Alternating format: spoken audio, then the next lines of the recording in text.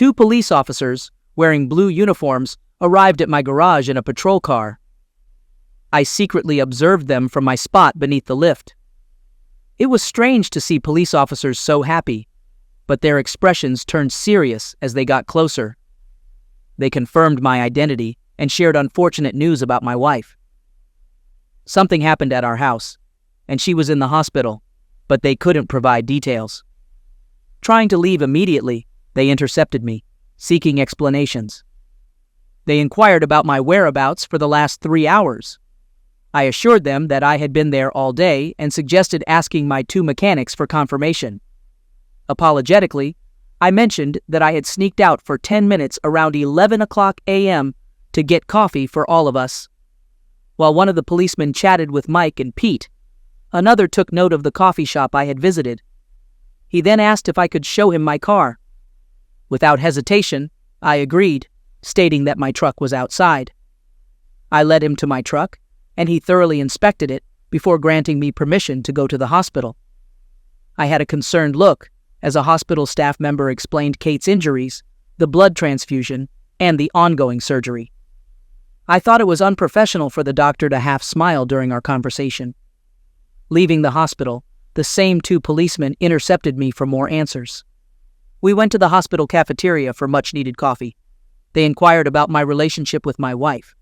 I explained that we met and got married relatively late 8 years ago. Kate successfully worked as an attorney, wanting children but waiting until almost 40 to establish herself in her job. They asked why she was home on a weekday. I explained Kate quit her job a month ago to rest before pregnancy, a kind of vacation before at least 10 years of domestic service. I concluded by expressing my love for my wife, stating that we are doing well and looking forward to having a baby. They asked about John Barton. I denied knowing him, and they walked away without answering.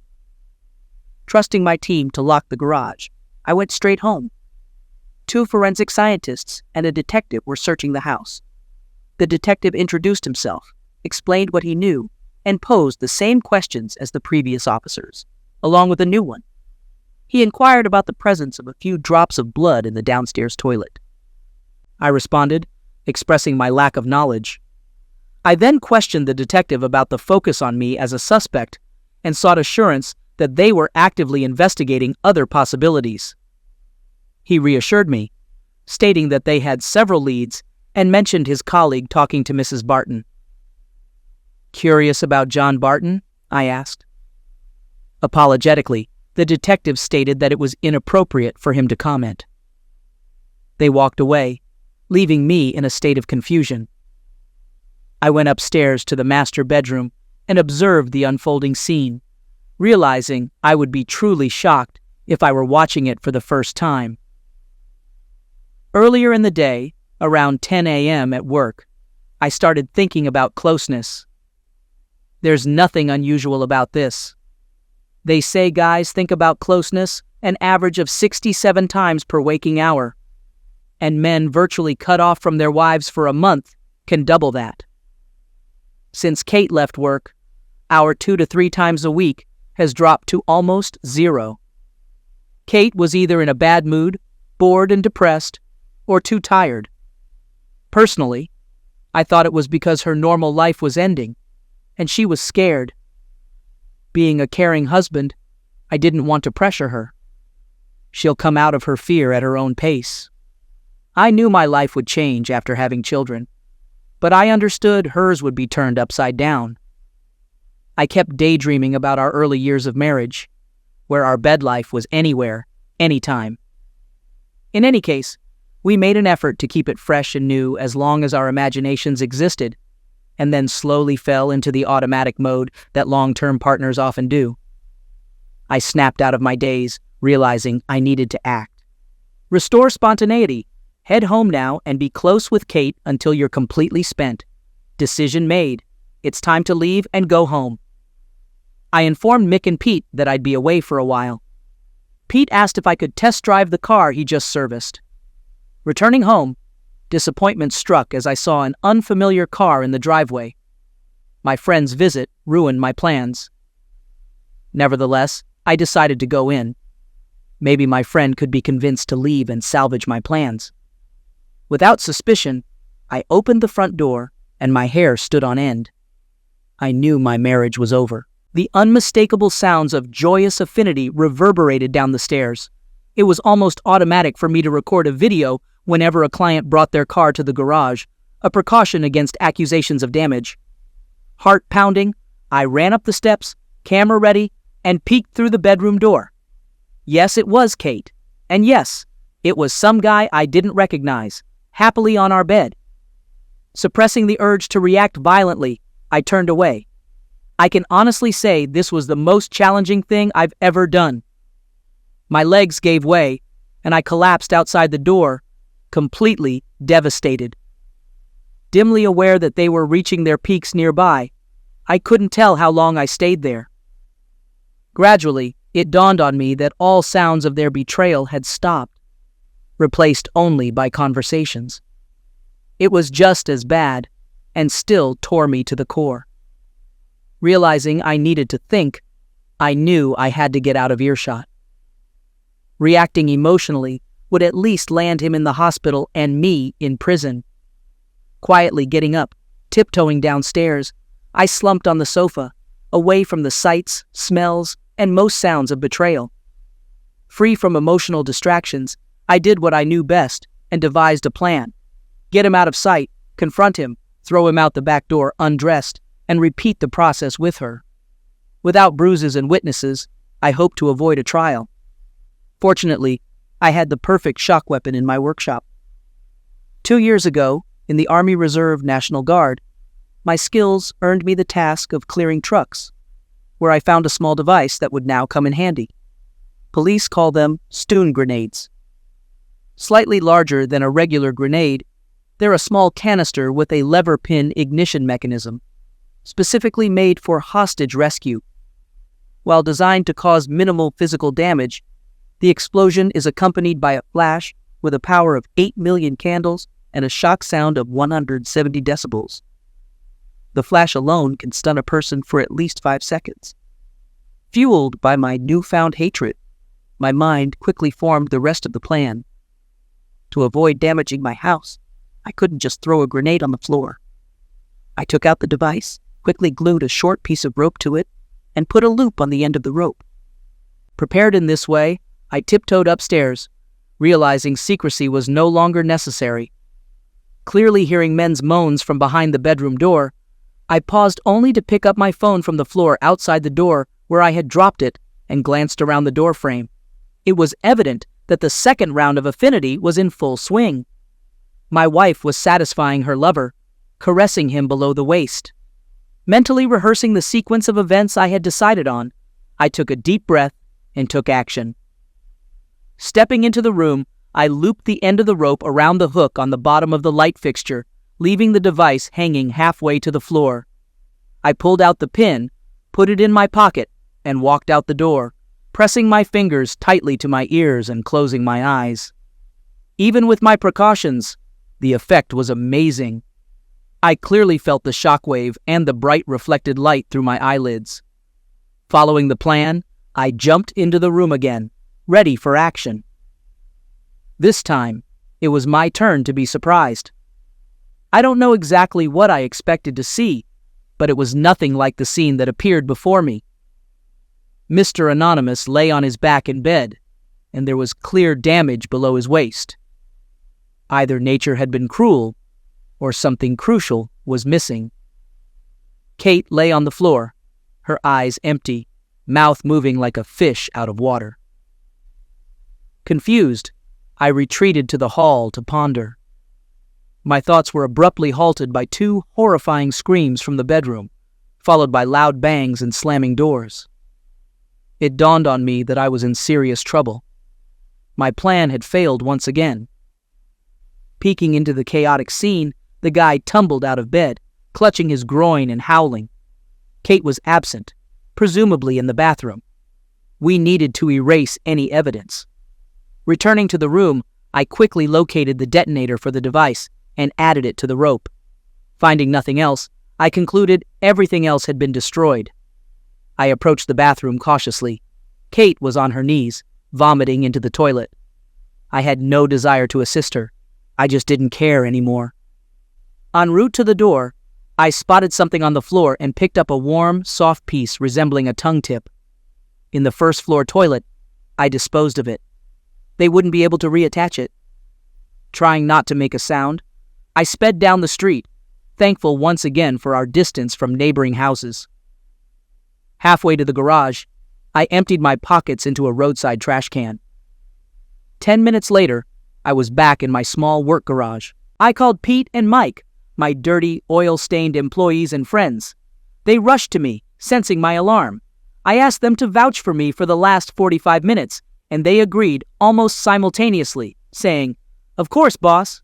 Before they could agree too quickly, I cautioned them that what I did was very serious, and once I explained, they might not be so hasty to answer. I expressed uncertainty about the charges I might face, acknowledging that it could lead to jail time. Before providing an explanation, I put on my old overalls and rubbed an oily rag on my face and hands, preparing for the impending police arrival, which I expected. The guys looked at me, somewhat stunned, as I briefly recounted recent events. Mike was the first to break, attempting to hold on for 15 seconds before bursting into laughter. This set off Pete, and soon we were all hooting uncontrollably. It took a full 5 minutes before we regained composure, and with handshakes and promises of support, they returned to their oily workspaces. Over the next hour, spontaneous laughter echoed from various dingy rooms. My wife Kate was about to face the consequences she deserved for avoiding my humble friends. That evening, I cleaned up the master bedroom, washing the bathroom floor. I decided to discard the bedding and mentally noted to buy a new rug. Torn curtains also needed removal. Trying to stay busy to avoid thoughts, the constant phone calls and knocking on the door didn't help. Yes, the media was in a frenzy. The mix of infidelity and a man losing his manhood was a story made for them. I only opened the door once and quickly turned off the phone. Finally, with no distractions, I began to reflect. Did I regret what I did? Strangely, no. I despised cheaters and had seen many become unrecognizable when catching their partners. Oddly, even before lunch, I was confident my wife shared this passion. I was shocked to be so wrong. Moreover, Kate's motivation astonished me. She appeared as devoted to me as I was to her, and our bed life had been fantastic. Well, until recently. After hours of inner turmoil, I could only find one clue. I can still recall the uneasy feeling I had 2 months ago when Kate said she was retiring to enjoy her last days of freedom. I thought she'd work until at least the 7th month of pregnancy. Something about her wanting one last celebration before having kids seemed strange. My personal cell phone interrupted my thoughts. Not many people knew this number. Caller ID showed Kate's parents' number. They lived about 3 hours away in the same state. I answered since I always got along well with them. After fewer pleasantries than usual, her mother got to the point. She asked me if I knew why journalists were besieging their house, mentioning that they would have to find out someday. She couldn't bring herself to go into detail. She then inquired if I had watched the local news that evening, maybe the main news, mentioning a story about a cheater who bit off her lover's dignity. I always liked her mom's colorful language and her views on life, but it didn't make our conversation easy. "Yes, Mom, look, there's no easy way to say this, so I'll get straight to it. The woman's name is Kate." Luckily, my confusion was interrupted by a scream, followed by a beep. When I pressed the end call button on my phone, I noticed a warning on the screen. This reminded me that I wrote down the end of my marriage just 8 hours ago. I had vague memories of leaving my phone recording outside my bedroom door. I knew that if I never knew or believed the reason why Kate did what she did, I would never be able to trust any woman again. There was a good chance that I would die a lonely misogynist, doomed to a life of uselessness. With desperate hope, I started playing the video. I already knew what it was showing. The pain was too fresh to relive the scene. I opened my eyes just as I put the phone on the floor. Without a visual representation, just a view of the hall ceiling, I had to imagine Mr. and Mrs. Infidelity lying side by side on the bed. I couldn't hear the sound clearly, so I downloaded the file to my computer and ran it through an amplifier. This is an important part of their conversation. Kate, it was fantastic. The past week has been great, actually. Does this really have to end today? My offer still stands. Just give me your word, and I will divorce Sarah and marry you. Well, yes, it looks like it will work. A great start to a marriage with a guy who left his wife and kids. No, and I love Dave too much to hurt him like that. In addition, he is a great husband and will be a good father. After today, I will be Mrs. Goody-Goody, a housewife at least until the youngest of our children start school. You can't love him that much. It's not him lying here next to you. No, you're mistaken. I love him very much. The moment I met him, I knew he was my only soulmate. I will never meet another. I am happy that I have such a good man who spoils me and will nurse me when I get a big belly from his 2 or 3 babies. No, I want nothing more than to die in his arms, surrounded by our grandchildren. Well, that was a great speech. But it begs the obvious question. Why are you with me now? At least Kate had the humanity to think about it. There was silence for a good half a minute. I guess she just missed the past. She didn't get married until she was 31 and was a bit of a wild girl. She missed just walking into a bar and getting attention from all kinds of guys. The thrill of leading a guy forward and then impulsively deciding whether he gets what he wants or not. Lately, Dave has been deer hunting with his buddies every other weekend. 3 weekends ago, she decided to take a trip down memory lane and check out a bar. This resulted in one night that was okay, but unsatisfying.